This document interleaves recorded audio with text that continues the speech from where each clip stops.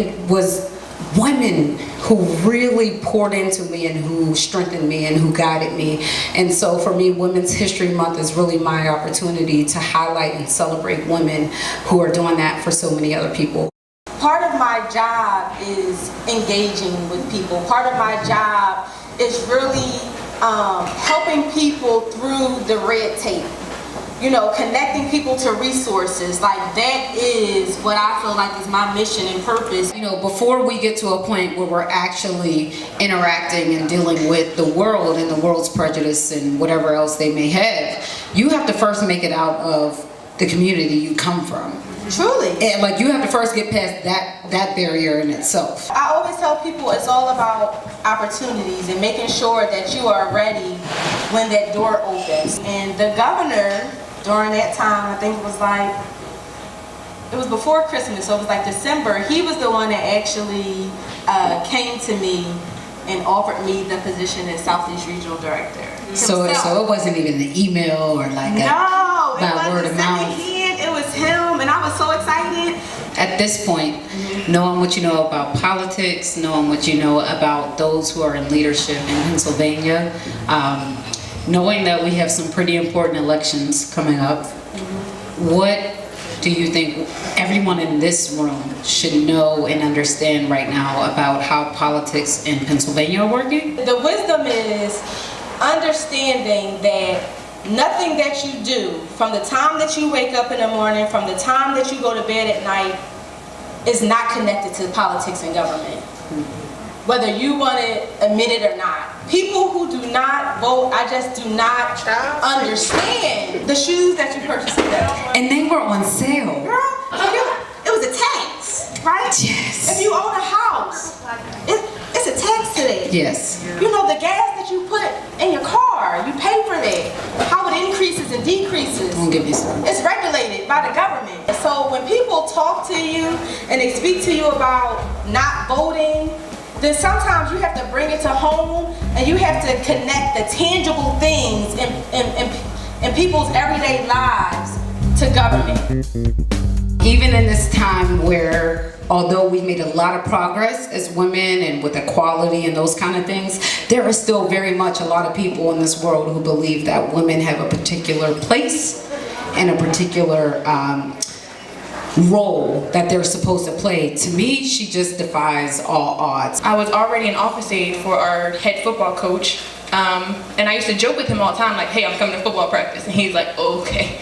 And he used to just joke like that. And one day I was like, no, I'm coming. He's like, all right, come. They made me try out as the kicker, and so I did. I tried out as a kicker, and I made a few, and they were like, well, this is all right. And so I became the kicker, knowing that we do not kick Germantown versus King. Ain't nobody kicking the ball. And then I was just like, okay, well, considering we don't kick, can I go play around with the big guys over there? You know, the big ones, the linemen? And they were like, oh, sure, baby, go ahead. And then, child, I became the only defensive lineman that can actually get past the offensive line. you had some really great highs, but there have also been some really devastating lows. Yes. I've been playing sports my whole life. Every different kind of sport. Rackets, no rackets, football, softball, basketball, whatever. I'll try anything. So when I got to rugby, I hurt my back one game. I went to go hit a person and a nerve shot down my back, down my leg. Somewhere in the checking of things, they found out that I had a pituitary tumor, and there was what is that? Where's the pituitary gland? The pituitary is it a gland? It's a gland, yes. So the pituitary gland had a pituitary tumor. It was producing hormones that we didn't know what it was doing. We didn't know if the hormones were telling my heart to do things or my heart wasn't reacting to my brain. So then we also found out that I had cardiac syncope, which just means that my heart can just start beating so fast that I could just pass out. It became a very large downward spiral of frustration because I couldn't explain what was happening. I didn't know what was going to happen. I didn't know how the day was going to end, ever. I couldn't play sports, so I had no release, and I just found, Jesus found me in a way that I had never pertained to him before. Whether it was sports, whether it was your daughter, whether it was love, whatever it was, what has it taught you about yourself and what you're made of? You know, the Lord didn't really build the world for us, but He built us for the world. We are built to deal with all of it. And there's a purpose in it, and there's a way to figure it out, and there's a way for you to touch and agree with people who are where you were. We're living in some turbulent times, some really tension-filled times, especially as it pertains to law enforcement and our community, the African American community in particular. And for this woman to be a Philadelphia police officer who wakes up every day and puts on her uniform and goes out there and puts her life on the line and then comes home to children who she loves, I'm in all of you. I've always been like an outdoor person, outgoing person, but to find myself in the law enforcement field, that was not the initial goal, but it was like, yo, I want to do that. I want to help out. It was just, if you're wrong, I was always that person that like had to be there to stop everything. And when I became a police officer, my father was like, oh my God, this is so fitting. What I've seen is that you've definitely been a voice that has been this common ground between law enforcement and the community.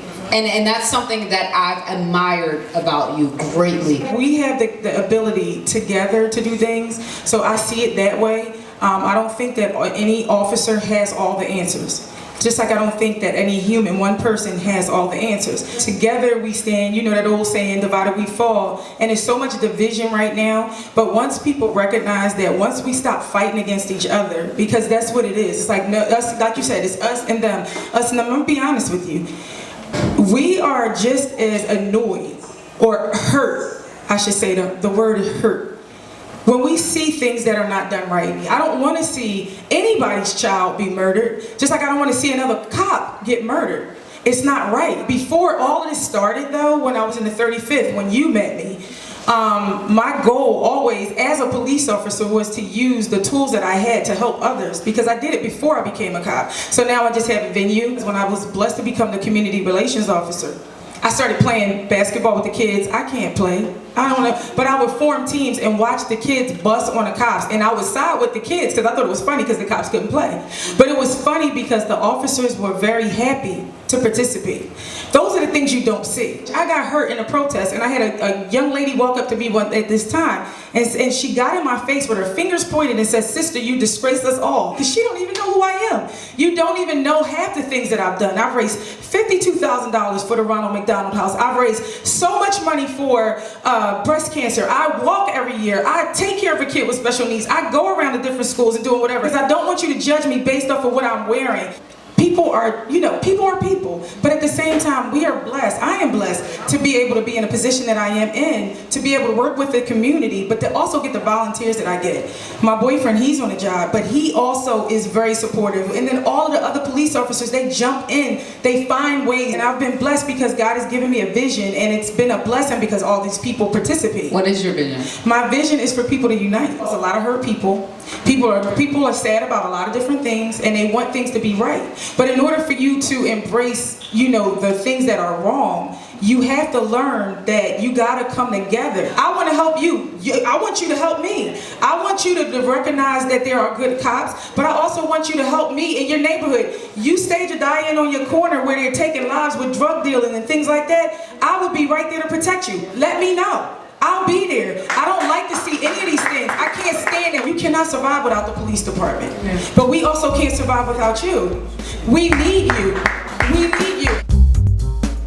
This show was all for Women's History Month. And let me be clear again in saying, by celebrating women, by honoring women, that does not mean that we're against men. There's man, there's woman, and we need each other to be able to make this earth, this world, this community, this society a better place. And I'm very thankful that we have a platform such as the Sincerely Chosen Show to be able to unite both, but to specifically celebrate women. I want to salute every single woman in this room. For all of the women in this room, please give yourselves a round of applause.